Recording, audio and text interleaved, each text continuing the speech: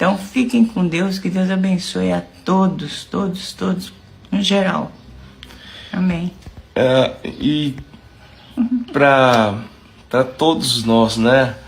Só acho também tão bacana a importância desse momento em que as famílias se encontram, né? Às vezes as pessoas que não comemoram o Natal, essas coisas, tudo bem, mas a mensagem também que a gente de alguma forma vê nisso é a importância das famílias, independente de qualquer local, é estar sempre junto, né, se reunindo. É isso aí. Deus abençoe, né? Mais um ano e vamos agradecer sempre a Deus por tudo, né? Um ano foi um ano maravilhoso. É o que a gente mais tem que fazer, é sempre agradecer, agradecer, agradecer. Nosso Mestre Jesus está sempre presente aqui, guiando e cuidando de toda a família. Tá, graças a Deus. Amém. Graças a Deus. Amém, amém, amém.